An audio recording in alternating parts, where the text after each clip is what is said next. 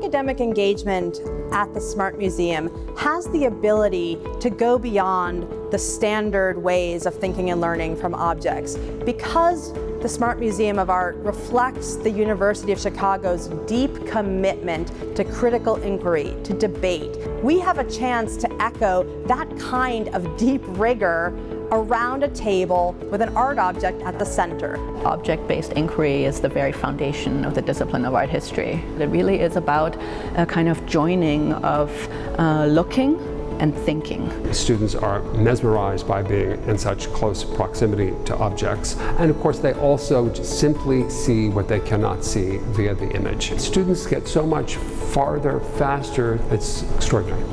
When you teach with objects and you have that object in the middle of the room, there's a way in which it brings everyone kind of to the same level and all to the same starting point, and that is very, very powerful for really bringing true conversation to the fore of the classroom. The sweet spot of our exhibitions programs are exhibitions that function like seminars, that allow people to engage with interdisciplinary ideas, different kinds of thoughts around the same topic, but to do it all through the lens of the art object or the lens of artistic practice. What is interesting about objects bringing people together is that it really allows you a different sort of range. Something happens that is altogether novel when interdisciplinarity is emerging from a shared object, and the physicist has a different question from the chemist, has a different question from the archaeologist, has a different question from the art historian, has a different question from the social historian. The Feitler family's gift to the Smart Museum of Art enables us to lead the way in thinking about the power of university museums.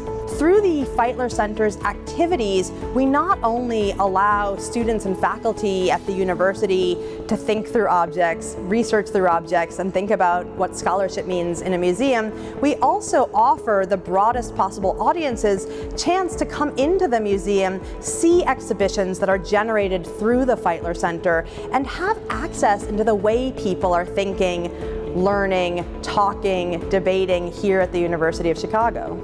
I think it offers an opportunity in the university community that otherwise was not available, and allows for expression and creation that we hope the Feitler Center will accelerate. The Feitler Center has an opportunity, of course, to catalyze many new projects, lines of inquiry, collaborations. It also has the capacity to bring the work already being done that is very object-focused to one spot. The Feitler family has been the longest standing supporter of the Smart Museum. This gift is an extraordinary capstone to that legacy. I think it is particularly meaningful that this gift is coming from Joan and Bob Feitler. They were, of course, already so instrumental in bringing the Smart Museum about in the first place. I think it's fair to say that without Bob and Joan, the Smart Museum would not exist. It goes back maybe 45 years ago. Bob got a phone call from the president of the university, Ed Levy, and he said, "Bob, I'd like to meet you for lunch and discuss the possibility of the university having an art museum."